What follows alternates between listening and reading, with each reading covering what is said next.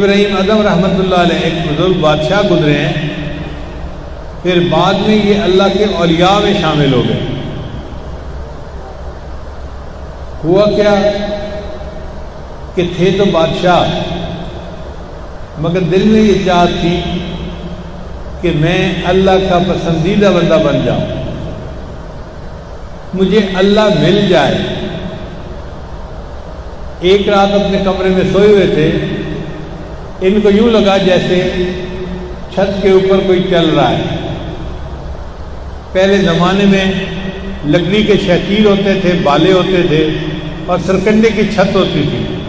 ان چھتوں پہ جب کوئی چلتا تھا نا تو نیچے سونے والے کو اس کے قدموں کی آواز سنائی دیتی تھی، پتہ چلتا تھا کہ چھت کے اوپر کوئی چل رہا ہے۔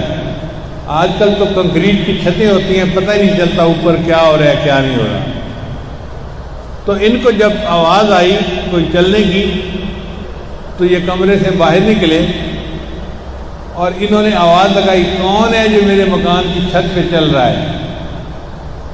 تو آواز آئی کہ میں تمہارا دوست ہوں۔ پوچھا رات کے وقت کیا کر رہے ہو؟ اس نے کہا اپنا اونٹ تلاش کر رہا ہوں۔ تو ابراہیم ادم بڑے حیران ہوئے، بادشاہ کے محل کی چھت پر رات کے وقت اونٹ ڈھونڈتے پھرتے ہو؟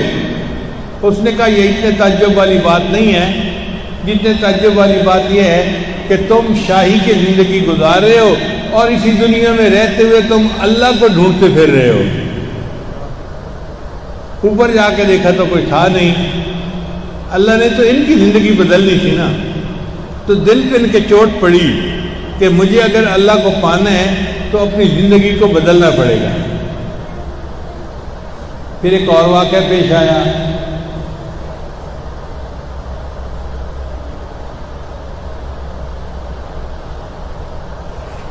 محل میں گئے، اپنے دربار میں گئے، بیٹھے ہوئے کام کر رہے تھے کہ ایک نوجوان بچہ داخل ہوا اور چلتا چلتا سیدھا ان کے تخت کے پاس آ کے کھڑا ہو گیا۔ انہوں نے اس سے کہا کہ تمہیں پتہ نہیں تم کہاں آئے ہو؟ اس نے کہا جی میں سرائے میں آیا ہوں۔ سرائے کہتے ہیں موٹل کو، جو کمرہ انسان کرائے پہ لے کے رات رہتا ہے پھر آگے چلا جاتا ہے۔ ان کہیں یہ میرا محل ہے، تم اسے موٹل کہہ رہے ہو؟ اس نے کہا بادشاہ سلامت، آپ سے پہلے یہاں کون تھا؟ کہ میرے دادا تھے۔ پھر ان کے بعد کون تھا؟ میرے والد تھے۔ پھر اس کے بعد کون؟ اب میں ہوں۔ جب آپ چلے جائیں گے پھر کون ہوگا؟ میری اولاد ہوگی۔ اس نے کہا سرائے اسی کو تو کہتے ہیں، موٹل اسی کو تو کہتے ہیں۔ ایک آتا ہے اپنی باری گزارتا ہے چلا جاتا ہے، پھر دوسرا آتا ہے، پھر تیسرا آتا ہے۔ اب تمہاری باری ہے، تم اس محل میں رہ رہے ہو، ایک وقت آئے گا کہ تم بھی چلے جاؤ گے۔ تو رات کے واقعے سے دل کے اوپر اثر تو پہلے ہی تھا، اس واقعے نے اور چوٹ لگا دی۔ تو سوچا کہ مجھے اپنی زندگی کو اللہ کے لیے بدلنا پڑے گا۔ جلدی جلدی دفتر بند کیا اور گھر آ گئے۔ اللہ کی شان دیکھیں، ان کے گھر میں خادمائیں تھیں جو گھر کے کام کرتی تھیں۔ ایک خادمہ ان کے کمرے کی صفائی کرتی تھی اور ان کا بستر بناتی تھی۔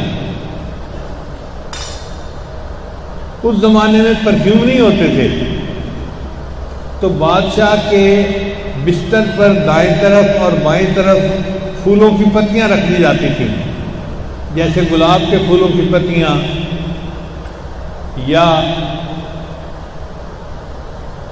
کسی اور پھول کی پتی۔ اس کو پھر پھولوں کی سیج کہتے تھے، تاکہ بادشاہ ادھر کروٹ لے تو خوشبو آئے اور ادھر کروٹ لے تو خوشبو آئے۔ اب وہ جو کام کرنے والی لڑکی تھی، اس نے بادشاہ کے بستر کی چادریں نہیں بدلی، اوپر پھولوں کی پتیاں بچھائیں۔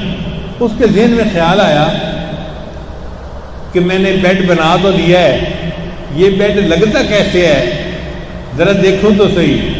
چنانچہ وہ اس کے اوپر لیٹی چیک کرنے کے لیے، تھکی ہوئی تھی کام کر کر کے، جیسے ہی لیٹی اس کو فوراً نیند آ گئی۔ اب ابراہیم اعظم جب اپنے کمرے میں آئے تو انہوں نے دیکھا کہ ان کے بستر کے اوپر ایک نوکرانی سوئی ہوئی ہے، تو بڑا غصہ آیا، اس نوکرانی کی جرت، یہ میرے بستر پہ لیٹے۔ انہوں نے اس کے بال کھینچے اور اس کو اٹھایا اور 2 تھپڑ لگائے۔ وہ لڑکی رونے لگ گئی مگر فوراً چپ ہو گئی۔ انہوں نے پوچھا بتاؤ تم روئی کیوں اور جلدی چپ کیوں ہو گئی؟ اس نے کہا جی روئی تو اس لیے کہ آپ نے تھپڑ لگایا، مجھے تکلیف ہوئی۔ پھر جلدی چپ کیوں ہو گئی؟ اس نے کہا بادشاہ سلامت، میرے ذہن میں خیال ہی آ گیا تھا کہ میں اس بستر کے اوپر 5-7 منٹ لیٹی ہوں اور اس کی مجھے اتنی سزا ملی ہے۔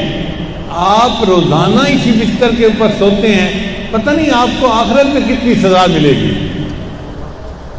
اب لڑکی تو بات کر کے چلی گئی لیکن بادشاہ سلامت کی نیند اڑ گئی۔ سوچتے رہے میں دنیا کی نعمتوں میں پل رہا ہوں، مجھے حساب تو دینا ہی پڑے گا۔ چنانچہ فیصلہ کیا کہ میں اس بادشاہی کو چھوڑ دوں گا اور اللہ والا بننے کی کوشش کروں گا۔ چنانچہ اگلے دن یہ وہاں سے ایک ایسی بستی میں چلے گئے جہاں علماء رہتے تھے، اور وہاں جا کر توبہ کی اور فقیری کی زندگی اختیار کر لی۔ پھر اللہ تعالیٰ نے ان کو اولیاء کی دنیا کا بادشاہ بنا دیا۔ اب وہ زمانہ وفاداری کا زمانہ تھا۔ جب بادشاہ چلا گیا تو پوری کی پوری جو رعایا تھی وہ پریشان تھی کہ بادشاہ سلامت کہاں غائب ہو گئے۔ انہوں نے وزیر کو کہا کہ جی آپ جائیں اور بادشاہ صاحب کو تلاش کر کے لائیں۔ اس میں 1 سال لگا وزیر کو تلاش کرنے میں۔ کتابوں میں لکھا ہے ابراہیم اعظم رحمۃ اللہ نے فقیروں والی گدڑی پہنی ہوئی تھی اور دریا کے کنارے بیٹھے اپنی گدڑی کو سی رہے تھے۔ سوئی دھاگے سے انسان پھٹے کپڑے کو سیتا ہے نا، جیسے یہ اپنے کپڑے کو سی رہے تھے۔ تو اس وقت میں وزیر ان کے پاس آیا اور اس نے آ کے کہا کہ بادشاہ سلامت آپ تو ملک چھوڑ کے آ گئے، لوگ ابھی بھی آپ کو یاد کرتے ہیں، اور انہوں نے مجھے کہا ہے کہ جاؤ بادشاہ کو ڈھونڈ کے لاؤ، آپ پلیز میرے ساتھ چلیں اور بلخ کی بادشاہی سنبھالیں۔ تو ابراہیم اعظم رحمۃ اللہ نے اس کی بات سنی تو وہ جو ہاتھ میں سوئی تھی نا وہ دریا کے اندر ڈال دی۔ اب سوئی دریا کے اندر ڈالی تو وزیر حیران کہ یہ کیا معاملہ ہے۔ پھر تھوڑی دیر بعد ابراہیم اعظم رحمۃ اللہ علیہ نے مچھلیوں کو حکم دیا مچھلیوں میری سوئی مجھے واپس کرو۔